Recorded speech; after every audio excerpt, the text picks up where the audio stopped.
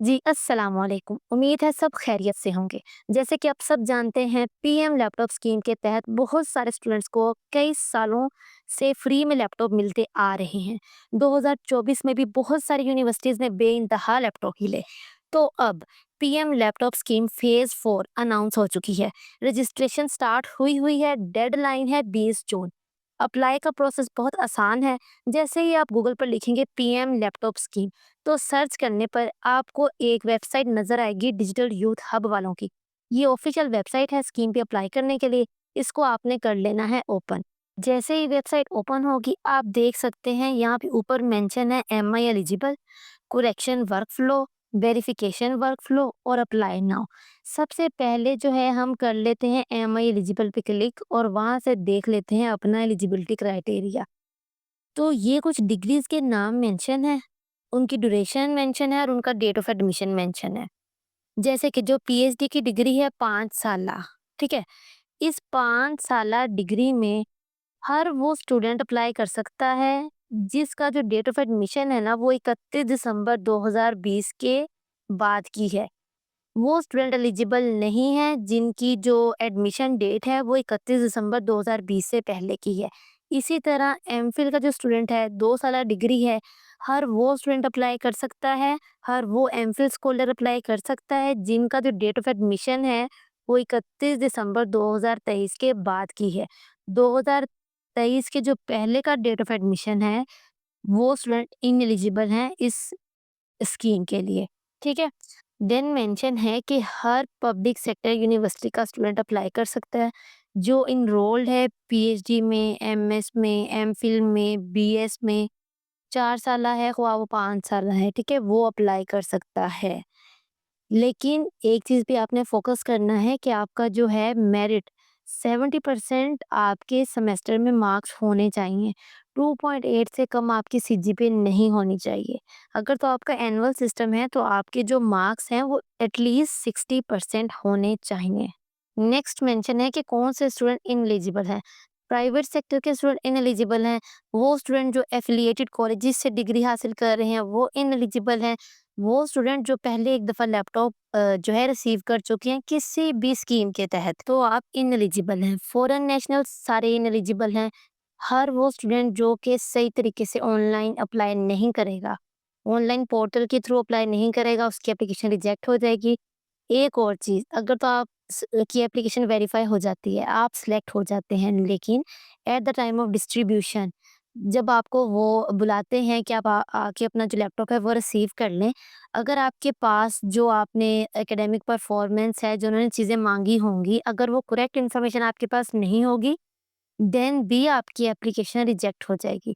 Next है आगे section feedback और कंप्लेंट्स का। अगर तो किसी भी तरह का आपने कंप्लेन करनी है या फीडबैक देना है, तो एक तो है ऑनलाइन अप्लाई, आप वहाँ पे कर सकते हैं। देन ये नंबर है, आप इन नंबर पे अपना फीडबैक या कंप्लेन रजिस्टर करवा सकते हैं। नेक्स्ट सेक्शन है करेक्शन वर्कफ्लो। यहाँ कुछ स्टेप मेंशन है। अगर आप चाह रहे हैं कि जो आपकी एप्लीकेशन है, उसकी सिलेक्शन के चांसेस बढ़ जाएँ, तो आप इन स्टेप्स को ज़रूर देखें और इनको फॉलो करें। फर्स्ट स्टेप ये है कि अभी आप सोच रहे हैं अप्लाई करने का, देन आप अपना एलिजिबिलिटी क्राइटेरिया देखते हैं, देन आप अप्लाई करते हैं। अप्लाई करने में अगर आपसे या वेबसाइट पे कोई मिस्टेक है, तो देन आप अपने जो है फोकल पर्सन से कॉन्टैक्ट करें। अपनी उस मिस्टेक का जो है एविडेंस लेके जाएँ फोकल पर्सन के पास, ठीक है? अगर फोकल पर्सन उसको ठीक कर देता है तो देन आके आप उसको वेरीफाई करें। अगर तो वो पोर्टल पे ठीक हो गई है तो देन ओके है, अदरवाइज़ आप एचसीसी को कॉन्टैक्ट करें। मैंने भी आपको कंप्लेन और फीडबैक का बताया कि आप इन नंबर्स पे कंप्लेन और फीडबैक दे सकते हैं, तो आप उन नंबर पे कॉन्टैक्ट करके अपनी जो इन्फॉर्मेशन है उसको अपडेट करवा सकते हैं, ठीक है? एक दफ़ा जब आपकी एप्लीकेशन आपकी तरफ से सबमिट हो जाएगी, देन वो डाटा जो है आपका फोकल पर्सन उसको वेरीफाई करेगा, ठीक है? जैसे ही डाटा फोकल पर्सन वेरीफाई कर लेगा, देन हर यूनिवर्सिटी को कोटा अलॉट होगा, ठीक है? कोटा अलॉट होने के बाद आपकी मेरिट लिस्ट जनरेट होगी, देन जो है लैपटॉप डिस्ट्रीब्यूशन का प्रोसेस स्टार्ट होगा। नेक्स्ट सेक्शन है वेरिफिकेशन वर्कफ्लो। जब आप एक बार अपनी एप्लीकेशन को ऑनलाइन सबमिट करवा देंगे, देन आपका फोकल पर्सन उसको वेरीफाई करेगा। फोकल पर्सन को जो वेरिफिकेशन की टाइमलाइन दी गई है वो ओपन हो जाएगी 22 मई से 5 जून तक। मतलब आपका जो फोकल पर्सन है वो 22 मई के बाद से 5 जून तक किसी भी टाइम आपकी जो वेरिफिकेशन है उसको स्टार्ट कर सकता है। फोकल पर्सन को लॉगिन दिया जाएगा, वो आपका रिकॉर्ड चेक करेगा, अगर तो रिकॉर्ड करेक्ट होगा, देन ओके है। अगर रैकेट करेक्ट नहीं है तो देन वो इसके अंदर इम्प्लीमेंटेशन करेगा, इसको क्या करेगा, इम्प्रूव करेगा और देन आपका जो है एप्लीकेशन अप्रूव और डिसअप्रूव होगी, ठीक है? आपके मेरिट के हिसाब से आपकी जो एप्लीकेशन है वो अप्रूव और डिसअप्रूव होगी और ये कौन करेगा, फोकल पर्सन करेगा। देन आप अप्लाई नाउ पे क्लिक करते हुए अपने एप्लीकेशन प्रोसेस को स्टार्ट करेंगे, ठीक है? जैसे ही अप्लाई नाउ पे क्लिक करेंगे तो कुछ ऐसी विंडो आपको नज़र आएगी, ठीक है? आपने सबसे पहले लिखना है अपना सीएनआईसी, ठीक है? देन आपने कैप्चा को फिल करना है I am not a robot पे क्लिक करते हुए। देन आप सबमिट पे क्लिक करेंगे। इस तरह इस पोर्टल पे जो आपकी रजिस्ट्रेशन है वो हो जाएगी। सबमिट पे क्लिक करने के बाद कुछ ऐसी विंडो नज़र आएगी। इसमें लिखी हुई हैं इंस्ट्रक्शंस। पहली है कि हर वो इन्फॉर्मेशन जिसके आगे स्टेरिक बना हुआ है आपने उसको ज़रूर फिल करना है। नेक्स्ट है कि आपने अपना जो सीएनआईसी ईमेल और मोबाइल नंबर वो आपने करेक्ट लिखना है। थर्ड ये है कि आपने वो ईमेल और फ़ोन नंबर लिखना है जिस तक आपको एक्सेस हो। नेक्स्ट ये है कि आपने क्रोम, फायरफॉक्स या जो माइक्रोसॉफ्ट एज है ऐसे सॉफ्टवेयर यूज़ करने हैं अप्लाई करने के लिए। नेक्स्ट है कि अगर आपको कहीं से कोई चीज़ समझ नहीं आ रही तो आपने टूल टिप पे क्लिक करते हुए गाइडेंस ले लेनी है। नेक्स्ट ये है कि अगर आपका जो है अप्लाई करने का इरादा है तो पहले एलिजिबिलिटी क्राइटेरिया को रीड करें। नेक्स्ट ये है कि अगर आपकी एप्लीकेशन डिसअप्रूव होती है तो ये आपके डिपार्टमेंट के फोकल पर्सन की रिस्पॉन्सिबिलिटी है। देन आपने एक्सेप्ट एंड कंटिन्यू पे क्लिक करना है और अपना जो एप्लीकेशन प्रोसेस है उसको स्टार्ट कर लेना है। सबसे पहले आ जाएगा आपका पर्सनल इन्फॉर्मेशन वाला सेक्शन। सीएनआईसी ऑलरेडी मेंशन होगा। आपने लिखना है अपना फुल नेम, देन आप लिखना है अपना फादर नेम, देन आपने मेंशन करनी है अपनी डेट ऑफ बर्थ, देन आपने मेंशन करना है अपना जेंडर, देन अपना परमानेंट एड्रेस, देन आपका जो डोमिसाइल है वो किस प्रोविंस का बना हुआ है, किस सिटी का बना हुआ है, देन आपका एम्प्लॉयमेंट स्टेटस क्या है, देन अगर आपको कोई डिसेबिलिटी है तो आपने येस करना है अदरवाइज़ नो। नेक्स्ट है कि क्या आपको पहले कभी कोई लैपटॉप मिला है किसी भी स्कीम के तहत, तो आपने अपना रेलेवेंट ऑप्शन यहाँ से सिलेक्ट कर देना है। देन आप क्लिक करेंगे नेक्स्ट स्टेप पे और अपना जो अगला स्टेप है एकेडमिक इन्फॉर्मेशन का, अगला सेक्शन जो है आपका उस पे मूव कर जाएँगे। सबसे ऊपर आ जाएगा एनरोलमेंट नंबर, देन आपकी जो यूनिवर्सिटी है किस सिटी में है, यूनिवर्सिटी का नाम क्या है, देन आपका जो यूनिवर्सिटी है उसका कैंपस कौन-सा है, देन आपका जो सब्जेक्ट है या जो डिपार्टमेंट है, डिपार्टमेंट का नेम कौन-सा है, देन आ जाएगा आपका डिग्री लेवल कि आप एमफिल के हैं, पीएचडी के हैं, जो भी हैं।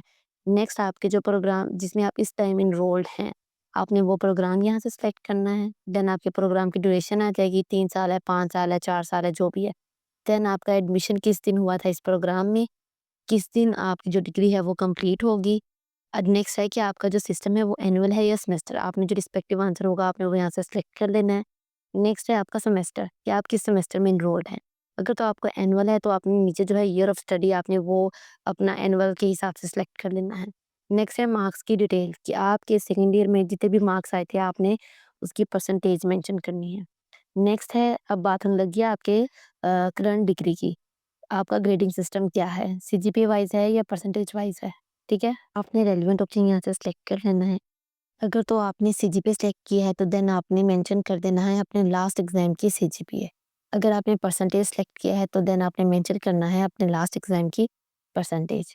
एक और चीज़ आपने याद रखनी है, अगर तो आपका फर्स्ट सेमेस्टर है तो आपने ये इन्फॉर्मेशन कैसे फिल करनी है, अपने सेकंड ईयर के रिज़ल्ट के अकॉर्डिंग फिल करनी है। यहाँ पे भी आपने अपने सेकंड ईयर के जो परसेंटेज है वो ऐड करनी है। फिर आपने क्लिक करना है नेक्स्ट स्टेप पे और जो आपका थर्ड सेक्शन है यानी कि लास्ट सेक्शन कॉन्टैक्ट इन्फॉर्मेशन का आपने उसको फिल आउट करना स्टार्ट कर देना है।